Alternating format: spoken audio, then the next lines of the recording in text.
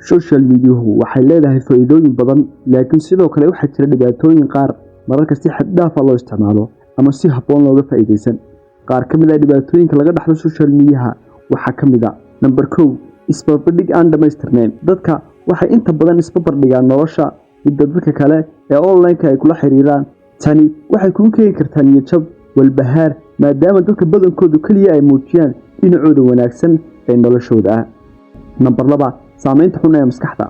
isticmaalka xad dhaafka ah ee social media wuxuu keeni karaa dhibaatooyin sida walwal, niyad jab, walbahaar. tani waxa keeni kara farqiga u dhaxeeya nolosha dhabta ah iyo waxa laga arko online-ka taasoo keeni karta isqabsiga maskaxdaada. number 3 beddelka xiriirka bulshada. isticmaalka badan ee social media wuxuu sababi karaa in xiriirka bulshada dadka ay noqdaan kuwo aan dhab ahayn oo ka maqan xiriir toos ah. isdhexgalka dhabta ah ee bulshada ayuu saameyn ku keenayaa. number 4 khatar amni. social media wuxuu noqon karaa meel ay ku dhacaan falal khiyaano, xatooyo, sidoo kale in hackii loo geysto akoonnada, faafinta xogaha shakhsiyadeed ama weerar phishing ah. number 5 faafinta xogaha khaldan.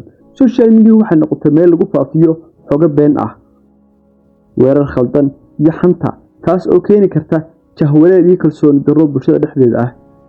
number 6 dhibaatooyinka sawirada iyo muuqaalka. dadku waxay si joogto ah u soo bandhigaan sawirro iyo muuqaalo qurux badan oo ay muujinayaan noloshooda taasoo ka dhalan karta cadaadis dheeraad ah gaar ahaan dhalinyarada si ay u muujiyaan nolol aan dhab ahayn oo ay ka baqayaan in laga reebo. number 7 xadgudub iyo xatooyo fikrad.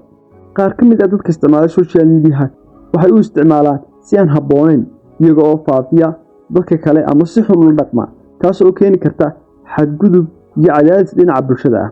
haddaba daawade si loo yareeyo dhibaatooyinka waa muhiim in si taxaddar leh loo isticmaalo social media, la xakameeyo waqtiga lagu qaadanayo iyo in la fahmo saameynta ay ku yeelan karto caafimaadka maskaxda iyo xiriirka bulshada ee social media.